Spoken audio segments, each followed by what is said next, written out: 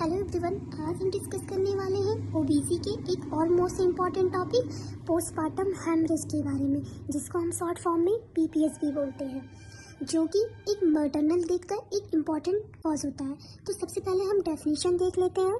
PPS is defined as a excessive bleeding from the inner lining of uterus. इसमें क्या होता है? इसमें एक्सेसिव ब्लीडिंग देखने को मिलता है from the inner lining of uterus. Uterus की जो इनर लाइनिंग होती है थ्रू द वजाइनल ट्रैक। किसके थ्रू? वजाइनल ट्रैक के थ्रू। After baby deliver up to 6 week of delivery. तो कब से कब तक की बात कर रहे हैं इसमें? बेबी डिलीवर होने से लेके up to 6 week of delivery, 6 weeks तक। तो अगर इसमें हम ब्लड लॉस की बात करें तो इसमें ब्लड लॉस कितना होता है? अगर हम नॉर्मल वजाइनल डिलीवरी देखें तो उसमें 500 ml से ज़्यादा ब्लड लॉस होता है। अगर हम सिजेरियन सेक्शन की बात करें तो उसमें 1000 ml से ज़्यादा ब्लड लॉस होता है। अगर हम डेफिनेशन में एक सिंपल वे में देखें तो क्या होता है? इसमें क्या होता है कि बेबी डिलीवर होने के बाद यूट्रस से एक्सेसिव ब्लीडिंग देखने को मिलता है, जिसका अमाउंट 500 ml से ज़्यादा इन नॉर्मल वजाइनल डिलीवरी होती है, एंड जो सिजेरियन सेक्शन होता है उसमें 1000 ml से ज़्यादा लॉस होता है, तो उसको हम पोस्टपार्टम हेमरेज बोलते हैं। तो नेक्स्ट चलते हैं हम टाइप्स के बारे में, जिसको 2 टाइप्स में डिवाइड किया गया है। सबसे पहला देखिए तो प्राइमरी पीपीएच होता है, जो दूसरा होता है वो सेकेंडरी पीपीएच होता है। तो सबसे पहले हम प्राइमरी पीपीएच देख लेते हैं। इसको हम अर्ली पीपीएच भी बोलते हैं।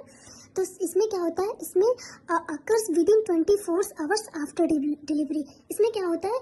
इसमें होता है कि 24 आवर्स के अंदर ही एक्सेसिव ब्लीडिंग देखने को मिलता है, जिसका अमाउंट नॉर्मल वजाइनल डिलीवरी की बात करें तो 500 होता है, एंड अगर हम सिजेरियन सेक्शन की बात करें तो 1000 ml से ज़्यादा होता है, तो उसको हम प्राइमरी या अर्ली पीपीएच बोलते हैं। तो हम सेकेंडरी पीपीएच देख लेते हैं। सेकेंडरी पीपीएच को हम लेट पीपीएच भी बोलते हैं। इसमें क्या होता है? इसमें occurs after 24 hours up to 6 week of delivery. इसमें क्या होता है? इसमें 24 आवर्स के बाद 6 वीक्स तक इसमें एक्सेसिव ब्लीडिंग देखने को मिलता है, जिसको हम सेकेंडरी पीपीएच या लेट पीपीएच भी बोलते हैं। तो हम नेक्स्ट चलते हैं कॉजेज़ के बारे में। कॉजेज़ में क्या होता है? इसको याद करने का एक अच्छा ट्रिक है 4T। तो सबसे पहले हम इसमें देख लेते हैं टी, जो कि पहला टी है यूट्राइन एटोनी। इसमें इसका मतलब क्या होता है? इसमें जो यूट्रस की जो टोन होती है वो डिक्रीज हो जाता है, तो उस कंडीशन को हम यूट्राइन एटोनी या एटोनिसिटी ऑफ यूट्रस कहते हैं। मीन्स इसमें होता क्या है? इसमें ये होता है कि जो यूट्रस होती है वो अपनी कॉन्ट्रैक्शन रिट्रैक्शन की जो प्रोसेस होता है, किसी वजह से वो सफिशिएंट अमाउंट में नहीं कर पाता है, जिससे उसका लॉस हो जाता है। तो जिससे कि वो कॉन्ट्रैक्शन नहीं कर पाता है, तो उसकी वजह से पीपीएस देखने को मिलता है। तो दूसरा जो है टी, इसमें इसका बात करें तो इसमें ट्रामा होता है। ट्रामा कैसे होता है? ट्रामा की वजह से कैसे होता है? इसमें क्या होता है? जैसे मान लीजिए हम कोई डिलीवरी करवा रहे हैं, तो उसकी वजह से सर्विक्स टीयर हो जाए, वजाइनल टीयर हो जाए, या फिर पेरिनियल टीयर हो जाए, तो उसकी वजह से भी पीपीएस देखने को मिल सकता है। तो तीसरा जो है टिश्यू। टिश्यू में कैसे होता है? रिटेन प्लेसेंटा और क्लॉट्स। इसमें क्या होता है? मान लीजिए प्लेसेंटा रिमूव करते टाइम कुछ प्लेसेंटा का जो पार्ट है वो यूट्रस में ही रह जाता है, तो उसकी वजह से भी पीपीएस देखने को मिलता है। अगर हम चौथे की बात करें थ्रोम्बिन। थ्रोम्बिन में क्या होता है कि इसमें कोआगुलेशन डिसऑर्डर, मींस इसमें क्या होता है? इसमें ब्लड क्लॉटिंग प्रॉब्लम से आ जाती है। इसमें जो ब्लड होता है वो क्लॉट नहीं हो पाता है, तो उसकी वजह से भी पोस्टपार्टम हेमरेज देखने को मिलता है। नेक्स्ट हम देखते हैं इसके साइन एंड सिम्टम्स क्या होते हैं। तो सबसे पहला जो होता है एक्सेसिव वजाइनल ब्लीडिंग। इसमें क्या होता है? इसमें बहुत ज़्यादा ब्लीडिंग देखने को मिलती है। जो दूसरा होता है डिक्रीज यूरिन आउटपुट। इसमें क्या होता है? इसमें जो यूरिन का आउटपुट होता है वो बहुत कम हो जाता है। Cold clammy skin. इसका मतलब क्या होता है? बहुत एक्सेसिव ब्लीडिंग के एक कारण जो हमारी स्किन होती है वो बहुत ठंडी, पीली और चिपचिपी टाइप में हो जाती है।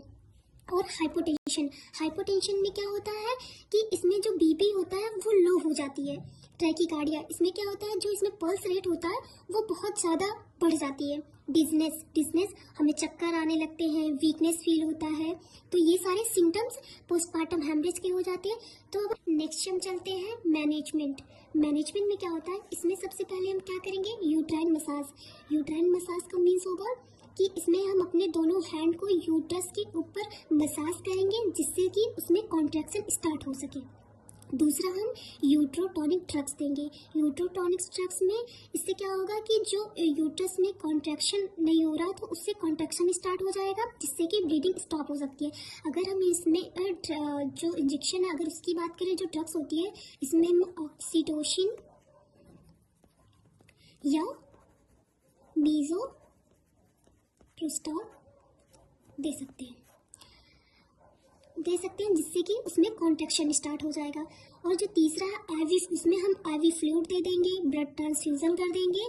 और नेक्स्ट हम ट्रीट, जो भी कॉज होंगे उनको ट्रीट करेंगे, जो भी टीयर्स वगैरह होंगे उनको रिपेयर करेंगे, एंड जो भी रिटेन टिश्यू होंगे उनको हम रिमूव कर देंगे। आज के लिए बस इतना ही। आई होप आप लोगों को समझ में आया होगा।